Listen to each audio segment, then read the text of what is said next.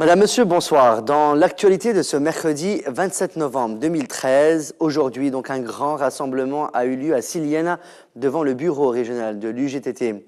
Plusieurs composantes de la société civile et des représentants de partis politiques ont été présents sur place pour soutenir les habitants de la ville un an après les événements de la chevrotine.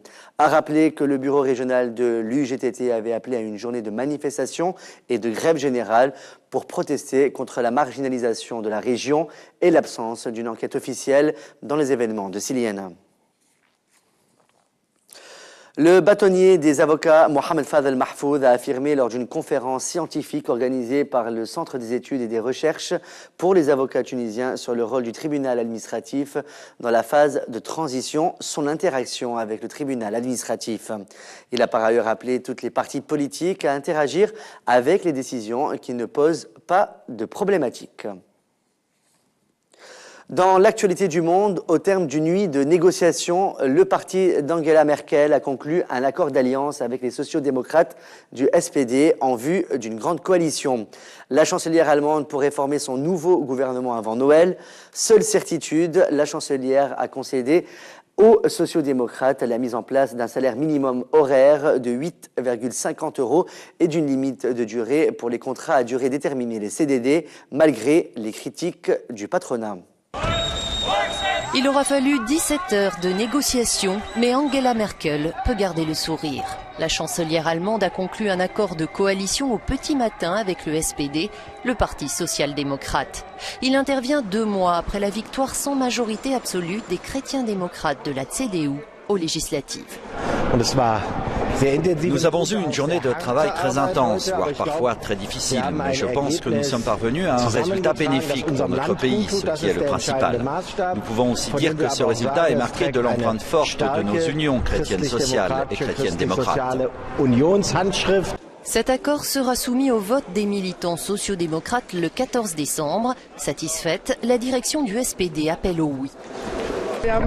Nous avons négocié sans concession jusqu'à la fin et nos efforts ont été couronnés de succès. Nous sommes parvenus à imposer 10 points de la convention de notre parti.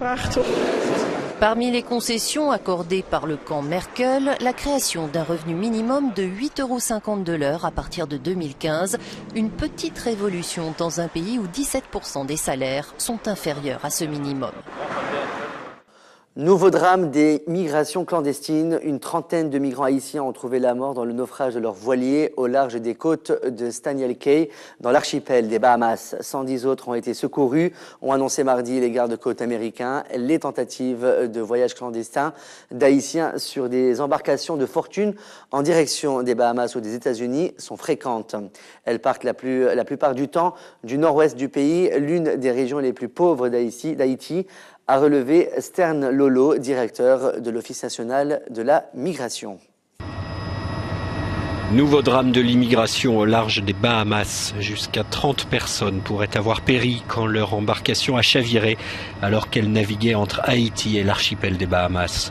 Sur cette vidéo des gardes-côtes américains, on peut voir le voilier couché sur l'eau et chargé de tous les survivants dérivés au large de Staniel Cay.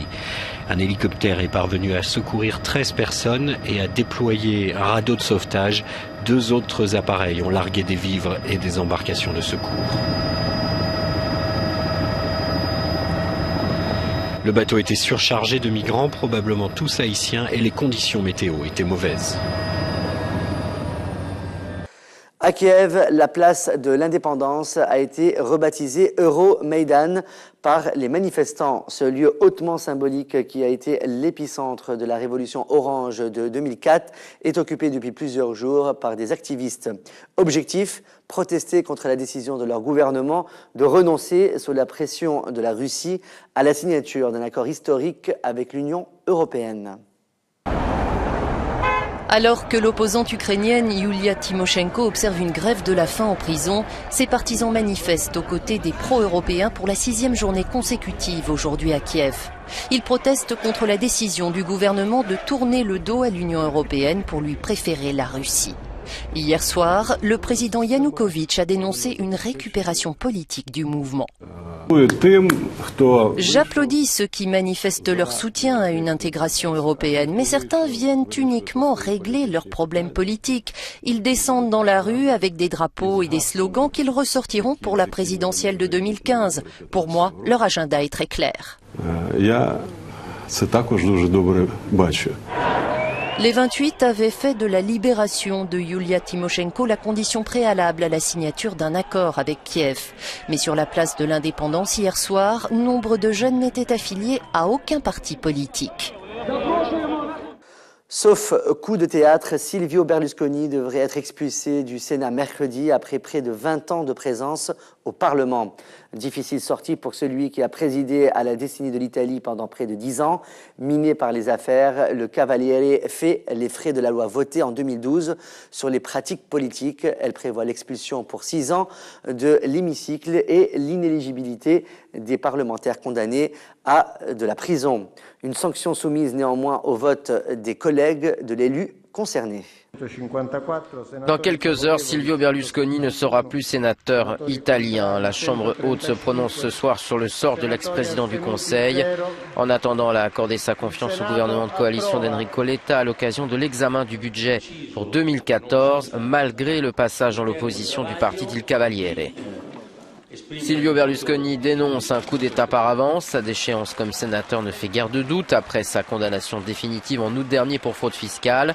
La gauche et l'opposition populiste du mouvement 5 étoiles de l'humoriste Beppe Grillo vont voter pour la déchéance. Une manifestation des pro-Berlusconi est prévue cet après-midi à Rome.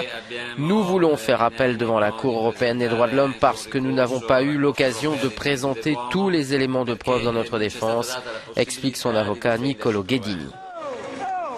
Mais Silvio Berlusconi n'a pas dit son dernier mot. Il a refondé son parti historique Forza Italia, créé il y a presque 20 ans, pour tenter de reprendre la main et continuer à peser sur la vie politique italienne, notamment en cas d'éventuelle élection anticipée. Nouveau rassemblement pour défendre le droit de manifester en Égypte. La nouvelle loi imposant de vastes restrictions aux manifestations constitue un sérieux revers qui menace gravement la liberté de réunion et donne carte blanche aux forces de sécurité pour faire usage d'une force excessive, y compris meurtrière, contre les manifestants, a indiqué Amnesty International. Nouveau rassemblement pour défendre le droit de manifester en Égypte. La police a dispersé brutalement hier des militants pro-démocratie qui s'étaient donné rendez-vous dans le centre du Caire. Ils s'opposaient à la nouvelle loi qui impose une demande préalable d'autorisation du ministère de l'Intérieur. Une législation dénoncée par Washington et les organisations de défense des droits de l'homme. Et comme désormais, à chaque fin de journal, on vous propose un film à voir. Ce sera aujourd'hui Last Days of Summer, pas encore sorti dans les salles. C'est l'histoire d'une mère célibataire et de son fils adolescent qui viennent en aide à un homme mystérieux. Celui-ci vient de s'évader de prison et va les retenir prisonniers tout un week-end. En voici la bande-annonce. It was just the two of us after my father left. I don't think losing my father broke my mother's heart, but rather losing love itself. Her hands started shaking beyond her control. Just leaving the house was difficult. Wonder if you can give me a hand here. You're bleeding. Mom, this is Frank. He was kind enough to offer me a ride. We really can't help you. Frankly, How do I know you won't hurt us? I'm stronger than you think. I don't doubt that.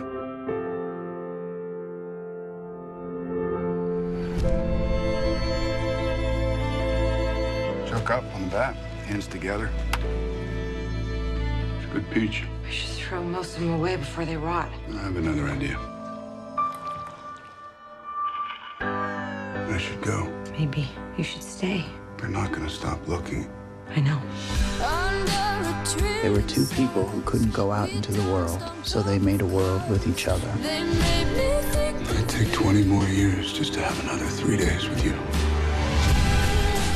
I can't give you a family. You already have.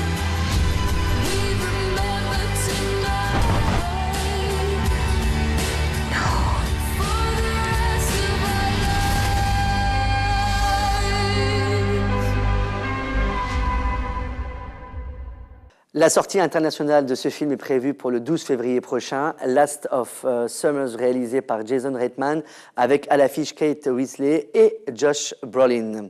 C'est la fin de ce journal. Merci de votre fidélité. On se retrouve demain soir pour une nouvelle édition. Passez une très bonne fin de soirée sur notre chaîne. À demain.